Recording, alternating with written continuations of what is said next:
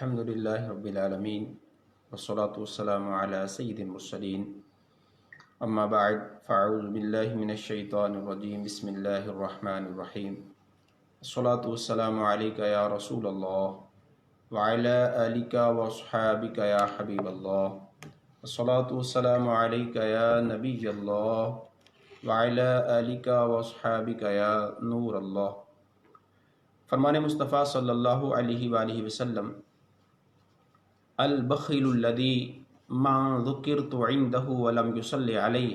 او کما قال. ارشاد فرمایا کہ بخیل ہے وہ شخص، کنجوس ہے وہ شخص کہ جس کے سامنے میرا ذکر ہو اور وہ مجھ پر درود پاک نہ پڑھے. صلو علی الحبیب صلی اللہ تعالی علی محمد صلی اللہ علیہ وآلہ وسلم. الحمدللہ نماز کورس کا آج 5واں دن ہے. اللہ کریم کے فضل و کرم سے الحمدللہ ہم نے اب تک نماز سے متعلقہ بہت سارے مسائل سننے کی سعادت پائی. کل گزشتہ ہم نے نماز کے مفسدات اور نماز کے مکروہات تحریمیہ ان سے متعلقہ سنا تھا. آج انشاءاللہ ہم نمازی کی اقسام، نمازی کتنی طرح کے ہوتے ہیں اور ان سے متعلقہ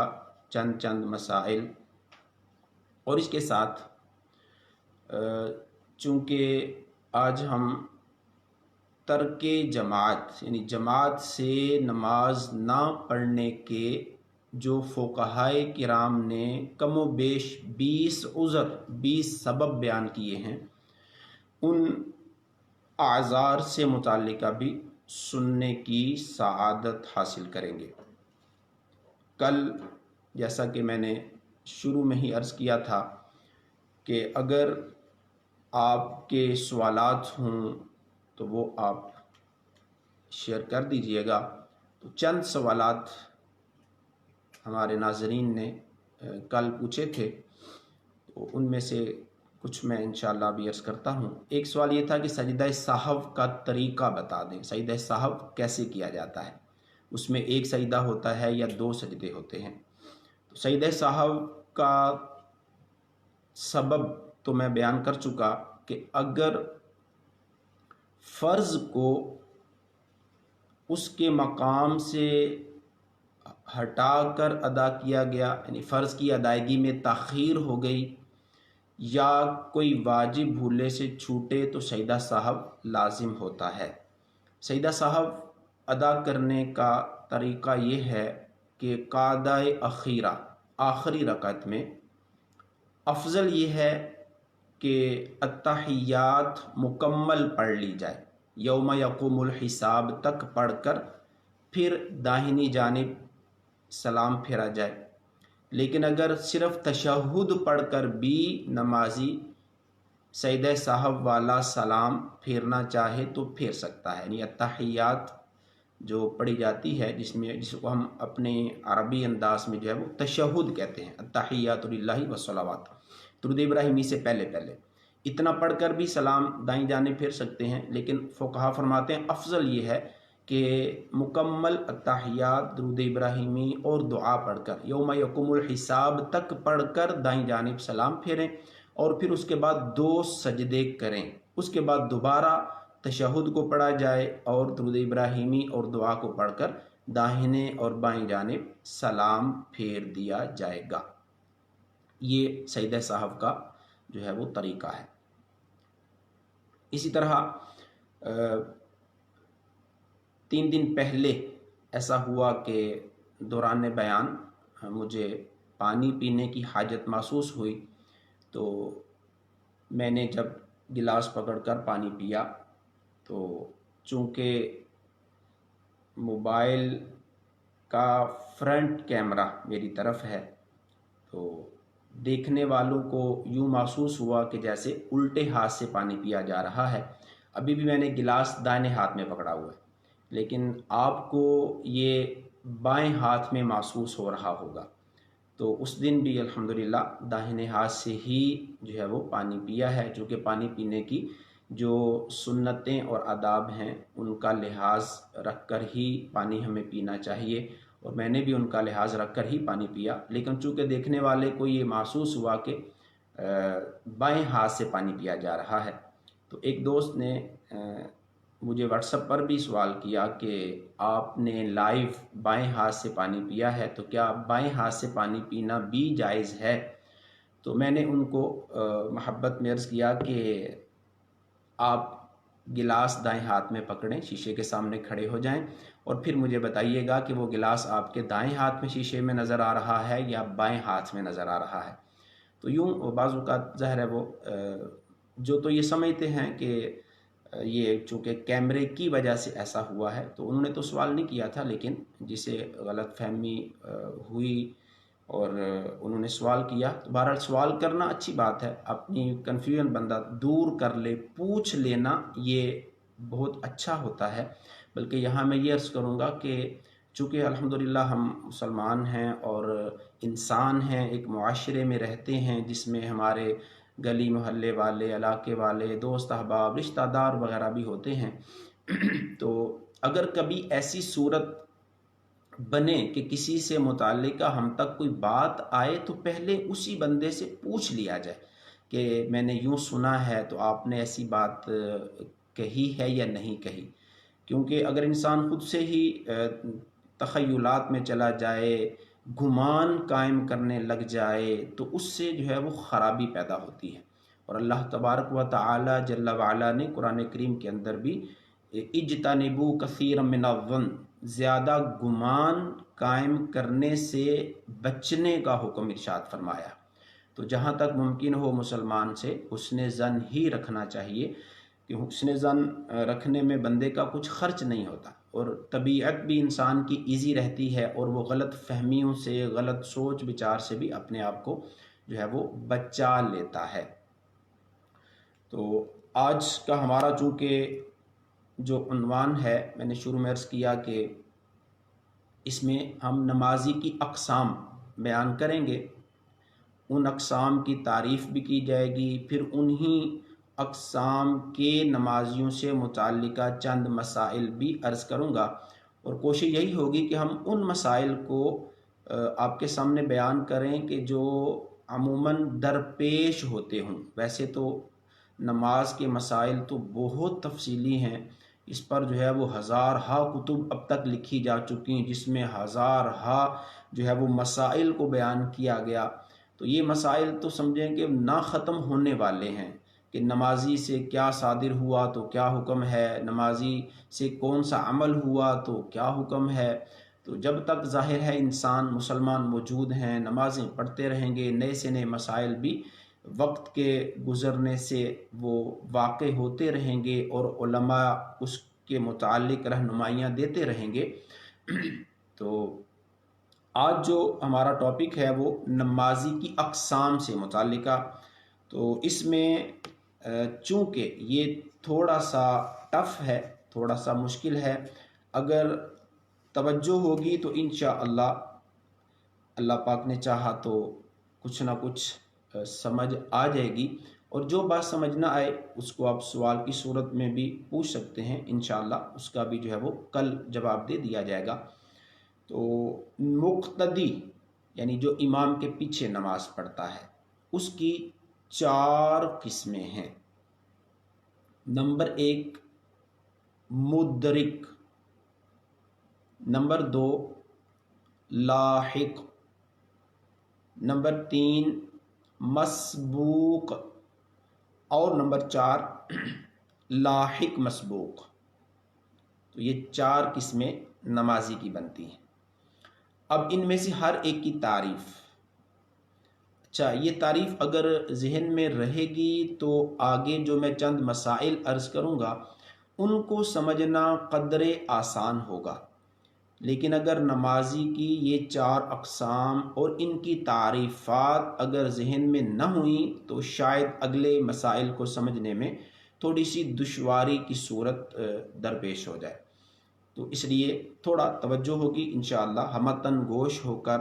اگر ان کی تعریفات کو سنیں گے، اور میری انشاءاللہ بھرپور کوشش ہوگی کہ میں بہت آسان کر کے آپ کے سامنے اس کی تعریفات کو جو ہے وہ عرض کروں۔ تو سب سے پہلا ہے مدرک۔ مدرک کہتے ہیں پانے والا، یعنی مدرک وہ نمازی ہوتا ہے، وہ مقتدی ہوتا ہے کہ جو اول رکعت سے آخر تک امام کے ساتھ نماز میں شامل رہتا ہے، یعنی وہ مدرک یعنی پانے والا، اس کا لفظی معنی پانے والا، تو جو امام کو شروع سے لے کر آخر تک پائے اس کو مدرک کہتے ہیں۔ نمبر 2 ہے لاحق۔ لاحق وہ نمازی ہوتا ہے کہ جو امام کے ساتھ پہلی رکعت میں شامل تو ہو گیا، لیکن اسے دوران نماز کوئی چیز لاحق آ گئی، درپیش ہو گئی، مثلا وضو ٹوٹ گیا تو اب اسے وضو کے لیے جانا پڑے گا،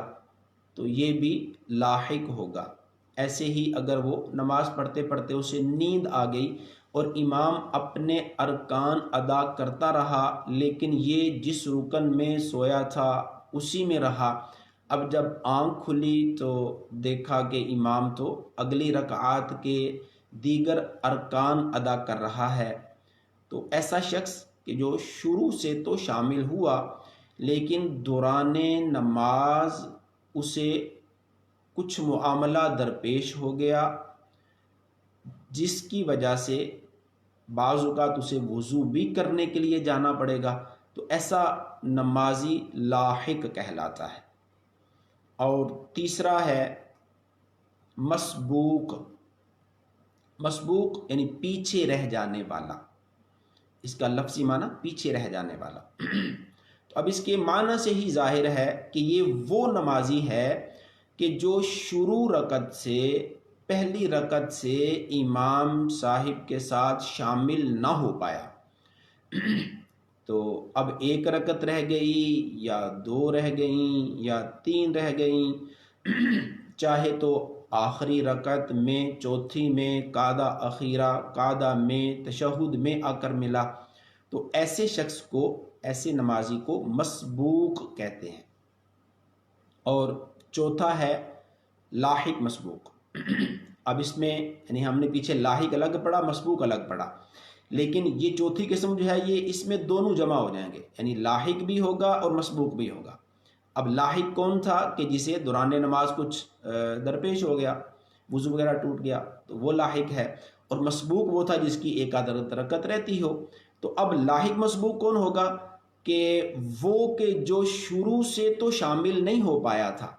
لیکن جب شامل ہوا دوسری میں یا تیسری میں، اب شامل ہونے کے بعد پھر اسے کوئی مسئلہ درپیش ہو گیا نماز کے اندر، اس کا وضو ٹوٹ گیا، اسے وضو کے لیے جانا پڑ گیا،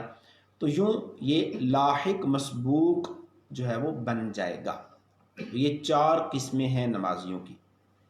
اب اس کو میں اور آسان کر کے آپ کے سامنے پیش کرنے کی کوشش کرتا ہوں۔ یعنی ایک نمازی وہ ہے جو شروع سے ملا اور آخر تک امام کے ساتھ رہا، یہ ہے مدرک۔ جو شروع سے ملا اور آخر سے پہلے پہلے اسے کچھ درپیش ہو گیا نماز میں، یعنی وضو ٹوٹ گیا، یہ ہے لاحق۔ اور ایک وہ کہ جو شروع سے شامل نہیں ہوا، دوسری تیسری رکعت میں آیا، یہ ہے مسبوق۔ اور یہی مسبوق اگر یہ جب شروع میں نہ تھا، بیچ میں آیا ہے اور اسے کچھ درپیش ہو گیا ہے، وضو وغیرہ اس کا ٹوٹ گیا ہے، تو یہ لاحق مسبوق ہے۔ تو یوں یہ 4 قسمیں مقتدی کی بنتی ہیں، نمازی کی بنتی ہیں: مدرک، لاحق، مسبوق اور لاحق مسبوق۔ تو اب ان میں سے ہر ایک کے نماز سے متعلقہ احکام کی صورتیں بھی الگ الگ ہوتی ہیں۔ اب آپ اس سے اندازہ لگا لیں، شاید بعض ہمارے ناظرین ایسے ہوں گے کہ جنہوں نے پہلی مرتبہ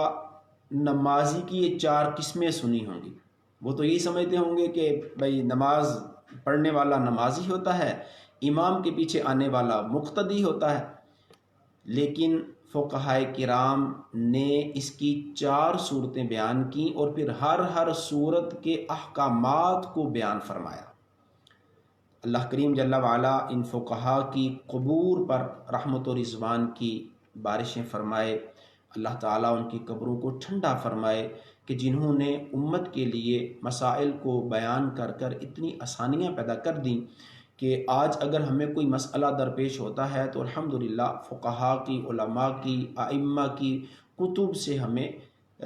رہنمائی ہو جاتی ہے اور ہم اس کے احکامات سے اچھے طریقے سے آگاہ ہو پاتے ہیں۔ تو یہ 4 قسمیں نمازی کی ہیں۔ اب ان میں سے پھر ہر ایک کی کچھ وضاحت عرض کرتا ہوں۔ لاحق مدرک کے حکم میں ہے، جب اپنی فوت شدہ پڑھے گا تو اس میں نہ قرات کرے گا اور نہ سہو سے سجدہ سہو کرے گا۔ اب لاحق کون ہے؟ اب میں چونکہ ساتھ ساتھ تھوڑا دہرا دیا کروں گا تاکہ مسئلہ سمجھنے میں آسانی رہے۔ میں نے شروع میں عرض کیا کہ آج کا ٹاپک ہمارا تھوڑا سا مسائل کے حوالے سے مشکل ہے، لیکن انشاءاللہ اللہ پاک کے کرم سے کچھ نہ کچھ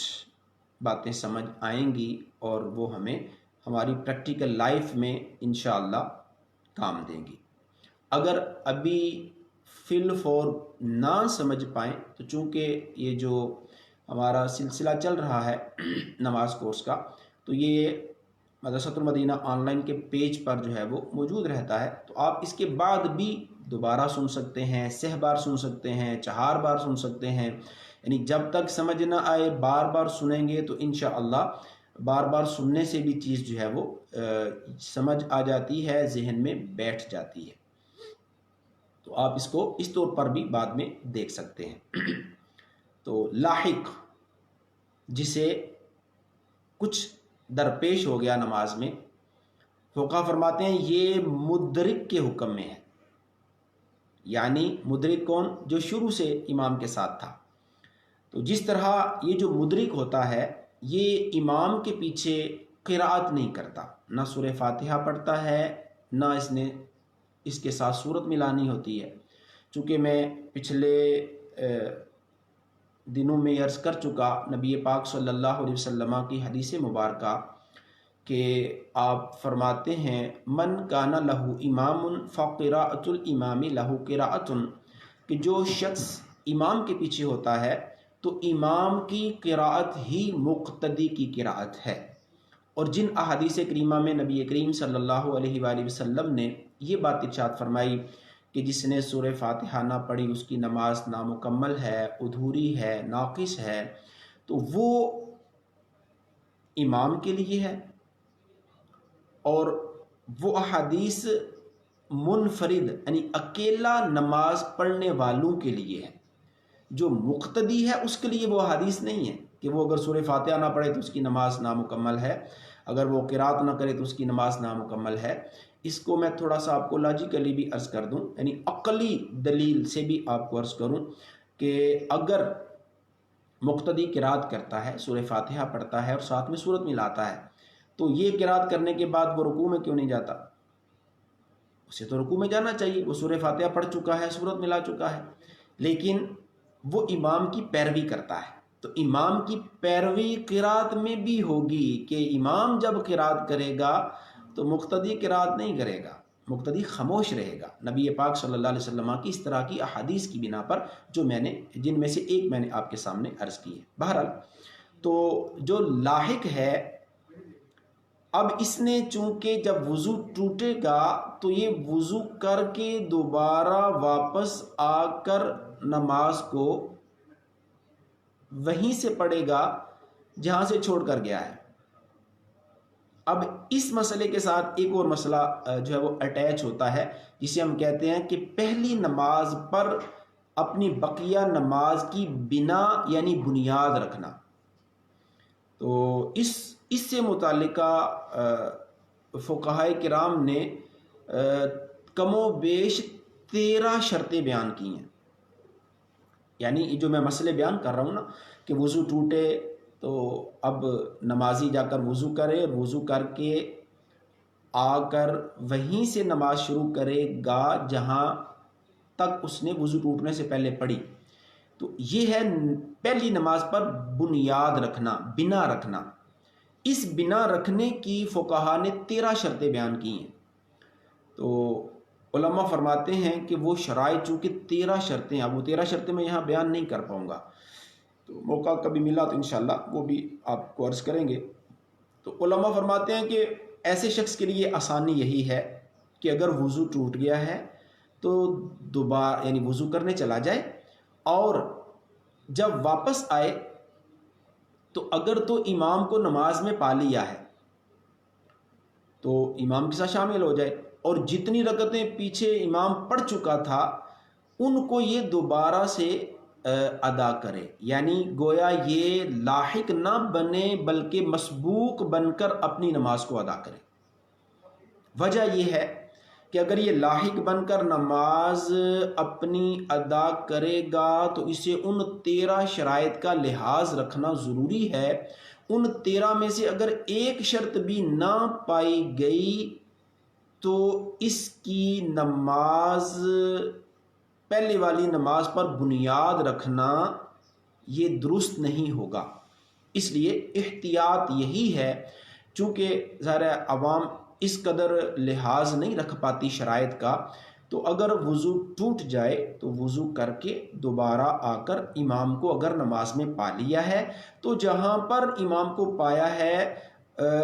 اس سے پہلے جتنی نماز امام پڑھ چکا تھا وہ یہ بعد میں کھڑے ہو کر اپنی نماز کو مکمل کر لے۔ لیکن جو مسئلہ میں یہاں عرض کر رہا تھا کہ لاحق جو ہے وہ مدرک کے حکم میں ہے، یعنی اگر کوئی نمازی ان 13 شرائط کا لحاظ رکھتا ہے تو اس کے لیے حکم یہ ہے کہ وہ جہاں سے اس کا وضو ٹوٹا، جتنی نماز وہ پڑھ چکا تھا، اب وضو کرنے گیا، وضو کر کے جب واپس آئے گا تو یہ امام کے ساتھ جہاں امام ہے اس انداز سے نماز نہیں پڑھے گا، بلکہ جو اس کی رکعات وضو کرنے کے لیے جانے کے بعد امام نے ادا کی، یہ آ کر اسی ترتیب سے اپنی نماز کو ادا کرنا شروع کر دے گا۔ اگر سلام پھرنے سے پہلے پہلے امام کو پا لیا تو ٹھیک ہے، لیکن اگر امام سلام پھیر چکا تھا اور یہ اپنی ان رکعتوں کو ادا کر رہا تھا تو یہ انہی رکعتوں کو ہی اپنی ترتیب سے ادا کرے گا۔ اب یہاں جو مسئلہ میں بیان کر رہا ہوں وہ یہ ہے کہ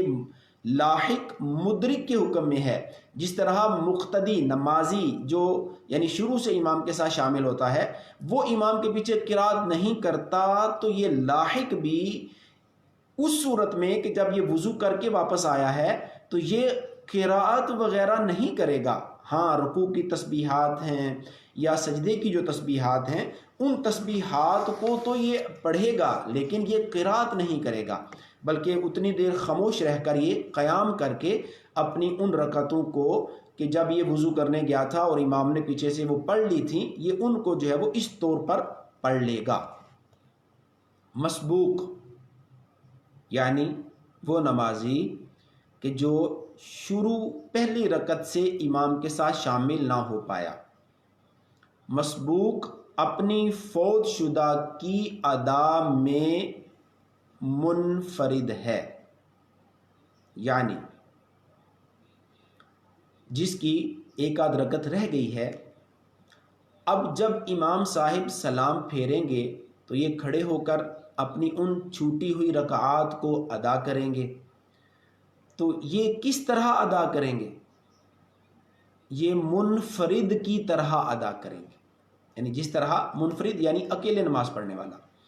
جس طرح اکیلا نماز پڑھنے والا نمازی قرات وغیرہ کرتا ہے، سورہ فاتحہ کی تلاوت، اس کے ساتھ کوئی صورت ملاتا ہے، تو یہ مسبوق بھی اپنی فوت شدہ رکعات کو اسی طور پر ادا کرے گا۔ اب چونکہ مسبوق نے پہلی رکعت نہیں پائی ہوتی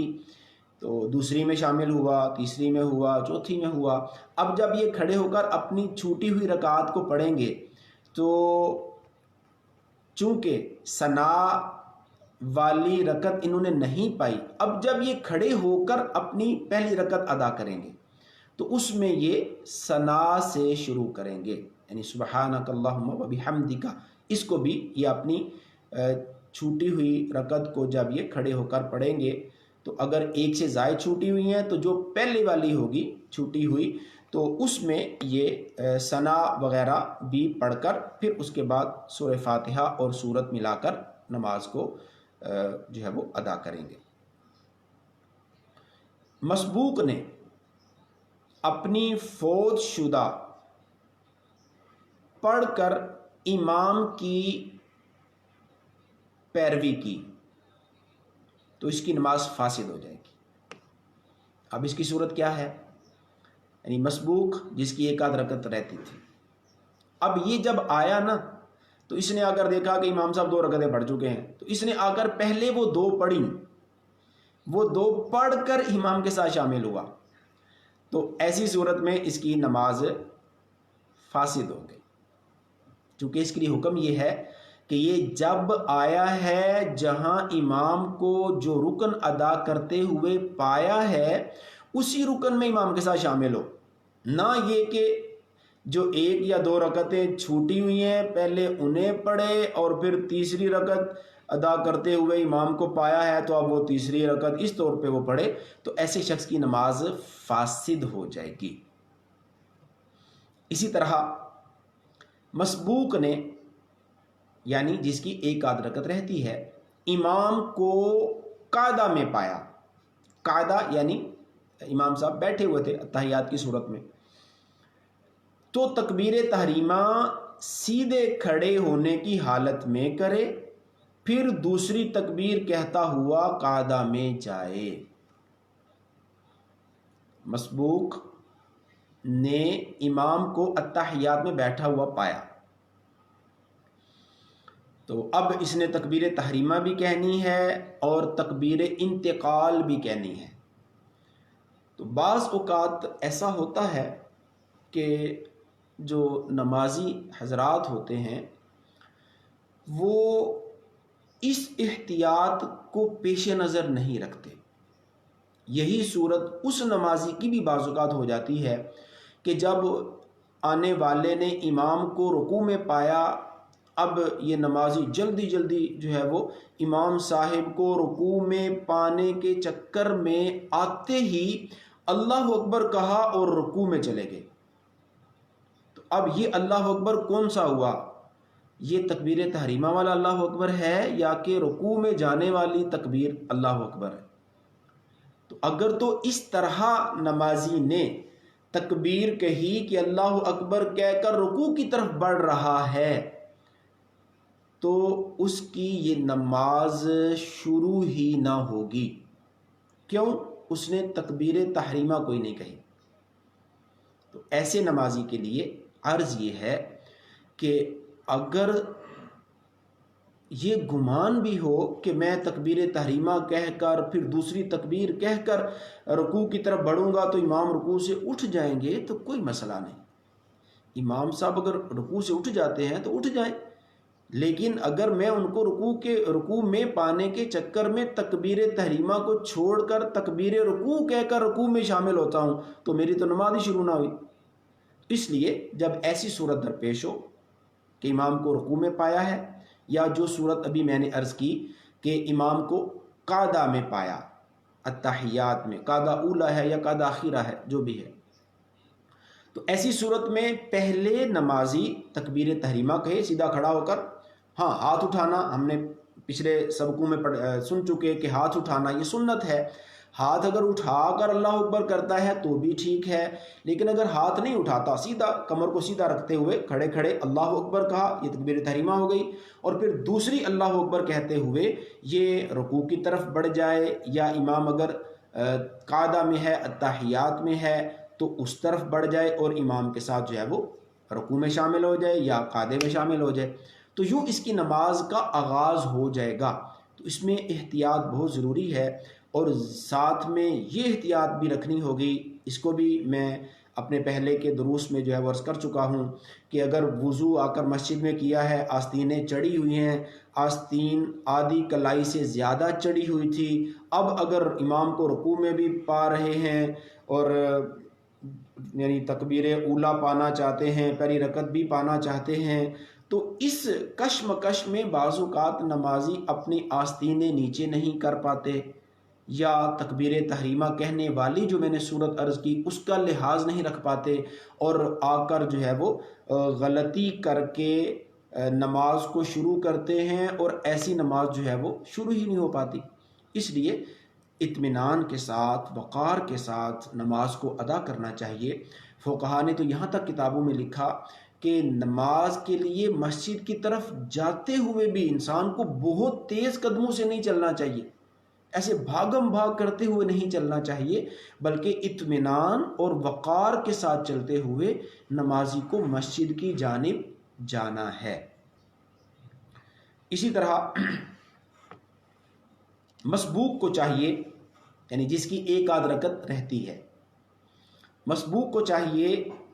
کہ امام کے سلام پھیرتے ہی فوراً کھڑا نہ ہو جائے۔ اب چونکہ اس کی ایک آدھ رکعت چھوٹی ہوئی ہے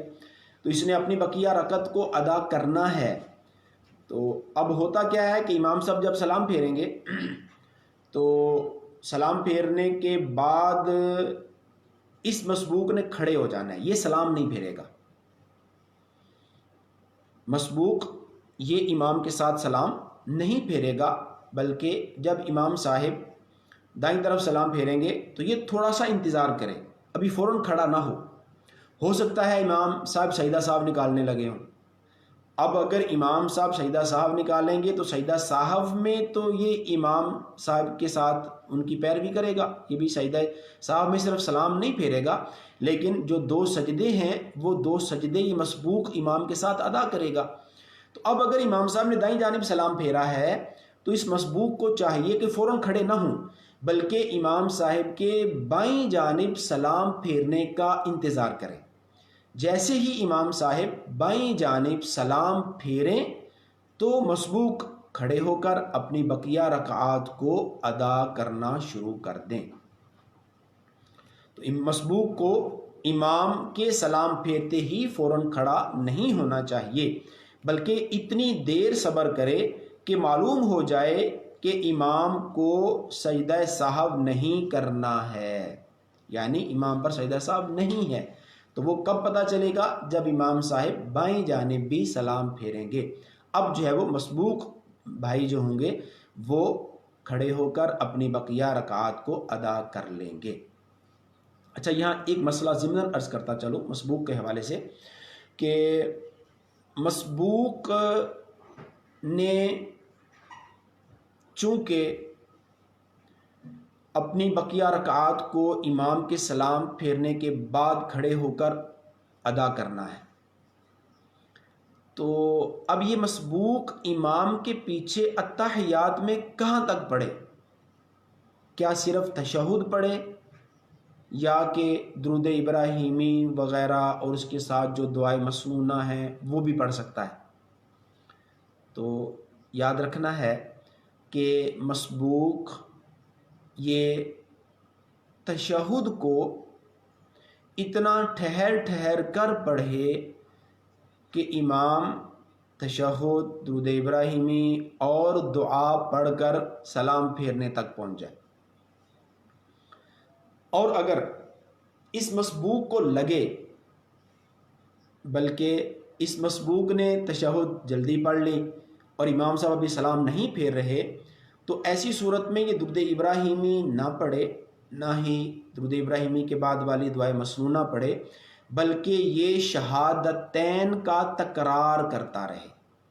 جو التحیات میں اشہد ان لا الہ الا اللہ و اشہد ان محمدًا عبدہ و رسول، یہ دو شہادتیں ہیں، دو گواہیاں ہیں،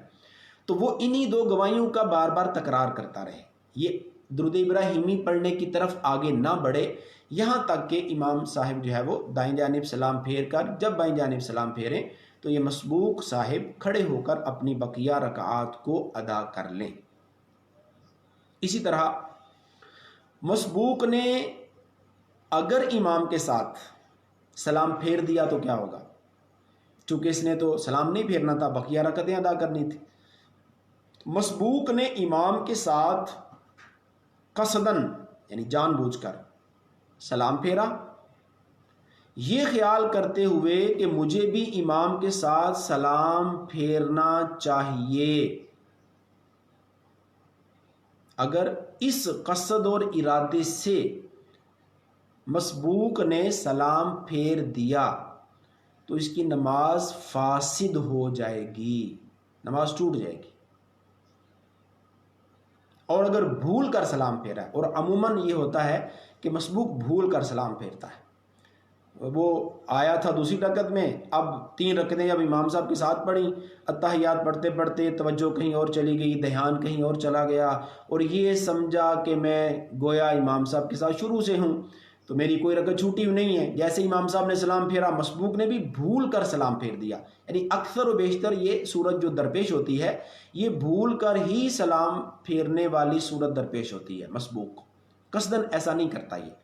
لیکن اگر قصداً کرے گا تو اس کی نماز فاسد ہو جائے گی، ٹوٹ جائے گی۔ اگر بھول کر سلام پھیرا تو ایسی صورت میں اس مسبوق پر سجدہ سہو واجب ہو جائے گا۔ جب یہ اپنی بقیہ رکعتوں کو ادا کرے گا تو ان رکعتوں کو ادا کرنے کے بعد آخر میں مسبوق سجدہ سہو کر کے اپنی نماز کو مکمل کرے گا۔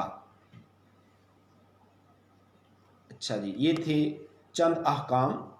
نمازی کی جو اقسام ہیں ان سے متعلقہ۔ اچھا، بعض چیزیں ایسی ہیں نماز میں جب بندہ امام کے پیچھے ہو کہ جن میں یعنی بعض وہ ہیں کہ جن میں امام کی پیروی مقتدی کرے گا، اور بعض وہ کام ہیں کہ جس میں مقتدی امام کی پیروی نہیں کرے گا۔ تو وہ میں تھوڑا جلدی عرض کرتا ہوں، چونکہ ابھی ہم نے ترک جماعت کے آزار وہ بھی سننے ہیں۔ 5 چیزیں وہ ہیں کہ امام چھوڑ دے تو مقتدی بھی انہیں چھوڑ دے، یعنی نہ کرے۔ جیسے تکبیرات عیدین، اگر امام صاحب بھول گئے نہ کہیں تو مقتدی بھی نہ کہے۔ یوں ہی قعدہ اولا، اگر امام بھول کر دوسری رکعت میں بیٹھنے کے بجائے کھڑا ہو گیا تو مقتدی بھی کھڑے ہو جائیں، وہ بھی چھوڑ دیں۔ یوں ہی سجدہ تلاوت، امام نے نماز میں آیت سجدہ پڑھ لی اور سجدہ تلاوت نہ نکالا تو مقتدی بھی نہ نکالیں، وہ بھی چھوڑ دیں۔ ایسے ہی سجدہ سہو، اگر امام صاحب نے نہ نکالا تو مقتدی بھی الگ سے سجدہ سہو نہیں نکالیں گے۔ اور یوں ہی قنوت، یعنی دعائے قنوت وغیرہ کے لیے جو تکبیر کہہ کر قنوت پڑھنی تھی، امام صاحب بھول گئے اور انہوں نے نہ تکبیر قنوت کہی نہ قنوت پڑھی تو مقتدی بھی ایسے ہی کریں، یعنی قنوت کو پھر نہیں پڑھیں گے۔ اچھا، 4 چیزیں وہ ہیں کہ اگر امام کرے تو مقتدی امام کا ساتھ نہ دے۔ پہلے والی وہ تھی کہ اگر امام جو ہے وہ نہیں کرتا تو مقتدی بھی نہیں کریں گے۔ اب 4 وہ چیزیں ہیں کہ اگر امام کرتا ہے تو مقتدی نہیں کرے گا۔ ان میں سے پہلی یہ ہے کہ امام کوئی زائد سجدہ کر دیتا ہے نماز میں، یعنی 1 رکعت میں 2 کرنے تھے، امام نے 3 کر دیے، تو جو تیسرا امام فالتو والا سجدہ کر رہا ہے اس میں مقتدی امام کی پیروی نہیں کریں گے۔ اسی طرح تکبیرات عیدین میں 13 تک تکبیرات کہنے کی گنجائش ہے، یعنی ہم 6 زائد تکبیریں کہتے ہیں، لیکن اگر امام یعنی 13 تک تکبیریں کہتا ہے تو مقتدی 13 تک اس کی پیروی کریں گے، لیکن اگر وہ 14ویں تکبیر بھی کہتا ہے تو اب مقتدی اس کی پیروی نہیں کریں گے۔ تو تکبیرات عیدین میں اقوال صحابہ پر زیادتی اگر امام کرے گا تو مقتدی پیروی نہیں کریں گے۔ ایسے ہی نماز جنازہ میں 4 تکبیریں ہیں، امام صاحب 5 کہہ دیں تو پانچویں میں جو مقتدی ہے وہ امام کی پیروی نہیں کرے گا۔ یوں ہی 5ویں رکعت کے لیے امام اگر بھول کر کھڑا ہو گیا ہے تو اس صورت میں بھی امام کی پیروی نہیں کی جائے گی، مقتدی بیٹھے بیٹھے امام کے لوٹنے کا انتظار کریں گے۔ تو یہ 4 چیزیں وہ ہیں کہ جن میں مقتدی امام کی پیروی نہیں کریں گے۔ اچھا، اب آ جائیے ترک جماعت کے آزار، یعنی وہ کون سے عذر ہیں، وہ کون سے اسباب ہیں کہ جو اگر انسان کو درپیش ہوں تو جماعت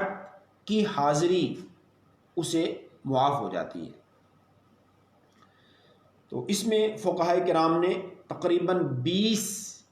وہ اسباب، وہ آزار بیان کیے ہیں کہ جن کے پائے جانے کی وجہ سے اگر کوئی بندہ مسلمان مرد مسجد میں جماعت کے ساتھ نماز ادا نہیں کرتا تو اسے واجب کے چھوڑنے کا گناہ نہیں ہوگا۔ یاد رکھیے گا، جماعت سے نماز پڑھنا مردوں کے لیے واجب ہے۔ اگر بلا عذر شرعی مرد گھروں میں نماز پڑھیں، مسجد میں نہ جائیں، مسجد کی جماعت کو نہ پائیں، تو ایسا نمازی بھی گناہ گار ہوتا ہے، اسے جماعت چھوڑنے والے گناہ سے توبہ کرنی ہوگی۔ نبی پاک صلی اللہ علیہ وسلم کی متعدد احادیث اس پر مروی ہیں،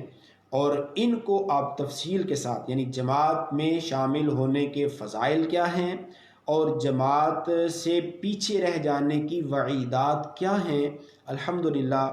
بانی دعوت اسلامی حضرت علامہ مولانا محمد الیاس ستار قادری رضوی زیدہ مجدہ نے فیضان نماز نامی کتاب، جو کہ بہت شاندار کتاب ہے، اس میں الحمدللہ تفصیل کے ساتھ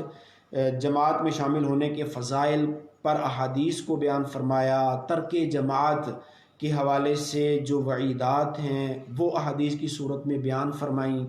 تو اگر آپ سے ممکن ہو، بلکہ کوشش فرمائیں کہ چونکہ ہم یہاں تو آپ کو چند مسائل نماز سے متعلقہ اور مختلف عنوانات سے متعلقہ عرض کر رہے ہیں، اگر آپ تفصیل سے جاننا چاہتے ہیں تو فیضان نماز نامی کتاب کو حاصل فرمائیں، اس کا مطالعہ کریں، اس کے اندر بیان کردہ مسائل کو بار بار پڑھیں، بغور پڑھیں، سمجھیں اور پھر ان پر عمل کرنے کی کوشش کریں۔ تو بہرحال جماعت کو چھوڑنے کے جو 20 عذر فقہا نے بیان کیے، ہم اس کی طرف بڑھ رہے ہیں۔ ان میں سے پہلا عذر ہے مریض، بیمار، جسے مسجد تک جانے میں مشقت کا سامنا ہے، یعنی ایسا بیمار ہے کہ آسانی سے مسجد نہیں جا سکتا، تو ایسے مریض کو بھی جماعت چھوڑنے کی اجازت ہے۔ نمبر 2، اپاہج شخص۔ نمبر 3، جس کا پاؤں کٹ گیا ہو۔ نمبر 4، فالج شدہ، یعنی مفلوج بندہ کہ جس پر فالج کا اٹیک ہو گیا اور اس کا ظاہر ہے دایاں حصہ یا بایاں حصہ مفلوج ہو جاتا ہے، تو فالج جس پر گرے، ایسے مفلوج شخص کو بھی جماعت کی حاضری معاف ہے۔ اتنا بوڑھا کہ مسجد تک جانے سے عاجز ہے۔ بعض ایسے ہوتے ہیں جو بڑی عمر کو پہنچ جاتے ہیں اور ان کے لیے پھر چلنا پھرنا دشوار ہو جاتا ہے، تو ایسا ضعیف، ایسا بوڑھا شخص کہ جو مسجد تک جانے سے عاجز ہو۔ نمبر 6، اندھا، نابینا۔ نمبر 7، سخت بارش، شدید بارش، یہ بھی جماعت کے چھوڑنے کا عذر ہے۔ نمبر 8، شدید کیچڑ رستے میں حائل ہے، یعنی اس قدر کیچڑ ہے کہ یہ کیچڑ میں چلنا آسان نہیں ہوتا نا، بندہ پھسلتا ہے، گرنے کا امکان ہوتا ہے، تو علماء شریعت نے نمازی شخص کو سخت کیچڑ اگر راستے میں آ گیا تو ایسی صورت میں جماعت کی حاضری معاف رکھی۔ نمبر 9 سخت سردی ہے۔ نمبر 10 سخت اندھیرا ہے، تاریکی ہے۔ نمبر 11 سخت آندھی۔ نمبر 12 مال یا کھانے کے تلف ہو جانے کا اندیشہ، یعنی مال ضائع ہو جانے کا اندیشہ ہے کہ اگر وہ جماعت کے لیے نکلتا ہے تو پیچھے اس کا مال ضائع ہو جائے گا، یا جو کھانا اس کا رکھا ہے وہ تلف یعنی ضائع ہو جائے گا، تو ایسی صورت میں بھی اس نمازی کو جماعت کی حاضری معاف ہو جاتی ہے۔ یوں ہی قرض خواہ کا خوف ہے، اور یہ شخص جو مقروض ہے، تنگ دست ہے، قرضہ ادا نہیں کر سکتا، اور اسے یہ گمان ہے اگر نکلا تو رستے میں قرض خواہ جو ہے نا وہ مجھے پکڑ لے گا، چھوڑے گا نہیں، تو میں ہوں بھی اس کیفیت میں کہ اپنا قرضہ ادا نہیں کر سکتا فی الحال، تو ایسے مقروض کو بھی جماعت کی حاضری معاف ہے۔ نمبر 14 ظالم کا خوف ہے، یعنی کوئی شخص رستے میں ایسا ہے کہ جو ظلم و زیادتی کرتا ہے، اب اسے بھی یہ خوف ہے کہ اگر میں گیا تو مجھے پکڑ کر میرے اوپر بھی ظلم کرے گا، زیادتی کرے گا،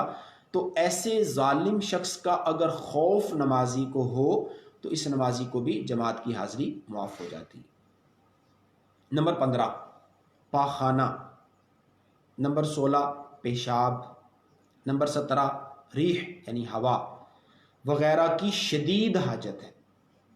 یہ ہم مکروہات تحریمیہ والے عنوان کے تحت بھی سن چکے ہیں کہ اگر شدید پخانہ کی حاجت ہے، یا پیشاب کی شدت ہے، یا ریح یعنی ہوا کی شدت ہے، تو ایسی صورت میں نماز پڑھنا مکروہ تحریمی ہے۔ تو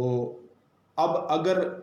ادھر جماعت کھڑی ہے، ادھر اس کو یہ صورت درپیش ہے، تو اس صورت میں بھی یہ اب پہلے اس معاملے سے جو ہے وہ خلاصی پائے گا، اس کے بعد اگر جماعت ملتی ہے تو ٹھیک ہے، ورنہ اگر جماعت نکل گئی تو اسے جماعت چھوڑنے کا گناہ نہیں ہوگا۔ نمبر 18 کھانا حاضر ہے اور نفس کو اس کی خواہش ہے، تو ایسی صورت میں بھی جماعت چھوڑنے کی اجازت ہے۔ لیکن یہاں خواہش سے مراد یہ ہے، کھانے کی خواہش تو ہر نفس کو ہوتی ہے کہ وہ طرح طرح کے کھانے کھائے اور کھاتا رہے، یہاں مراد یہ ہے کہ اس کو کھانا بھی موجود ہے، ایک یہ ہے کہ خواہش تو ہے لیکن کھانا کوئی نہیں، اب خواہش ہے کھانا کوئی نہیں تو جا کر نماز پڑھ لے گا، لیکن کھانا موجود ہے اور خواہش بھی ایسی ہے کہ اگر یہ نماز پڑھنے چلا گیا تو اب اس کا دھیان کھانے ہی کی طرف رہے گا کہ کب میں سلام پھیروں جا کر کھانا کھاؤں، کب سلام پھرے گا تو میں جا کر کھانا کھاؤں، تو اس طرح اس کی نماز کا خشوع و خضوع جاتا رہے گا۔ اس لیے فقہاء نے فرمایا کہ اگر کھانا موجود ہے اور اسے کھانے کی ایسی خواہش بھی ہے تو اس صورت میں یہ جماعت کو چھوڑ سکتا ہے۔ نمبر 19 قافلہ چلے جانے کا اندیشہ ہے، یعنی نمازی کسی قافلے کے ساتھ ہے، اب اگر یہ جماعت کے ساتھ نماز پڑھنے میں لگتا ہے تو اس کا وہ قافلہ نکل جائے گا، پھر تنہا سفر کرنا پڑے گا، پھر تنہا سفر میں جو درپیش مسائل اور آزمائشیں ہیں اس کا سامنا کرنا ہوگا، تو ایسی صورت میں اگر قافلے کے چلے جانے نکل جانے کا اندیشہ ہو تو اس صورت میں بھی نمازی کو جماعت معاف ہو جاتی ہے۔ نمبر 20 مریض کی تیمارداری کرنے والا، جو شخص مریض کے پاس موجود ہے، اگر یہ ایسے مریض کے پاس ہے کہ اگر یہ اس مریض کے پاس سے چلا جاتا ہے جماعت کے ساتھ نماز پڑھنے کے لیے تو اس مریض کو تکلیف ہوگی اور وہ گھبرائے گا، اسے وحشت ہوگی، تنہائی سے اسے خوف کی صورت ہوگی، گھبراہٹ کا وہ شکار ہوگا، تو ایسے تیمارداری کرنے والے نمازی کو بھی جماعت سے نماز نہ پڑھنے کی اجازت ہے۔ یہ کل 20 اعذار تھے جو کہ ترک جماعت کے آزار اور اسباب ہیں، ان کی بنا پر جماعت چھوڑنے کی اجازت ہوتی ہے۔ اور اگر اب اجازت سے مراد یہ ہے کہ ایسا نہیں ہے کہ اب اگر جاتا ہے تو یہ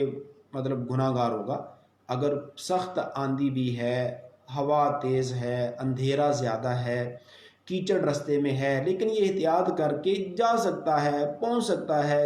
جانا اس کے لیے ممکن ہے، تو اگر یہ کوشش کر کے چلا جاتا ہے تو اس کو جماعت کا ثواب ملے گا۔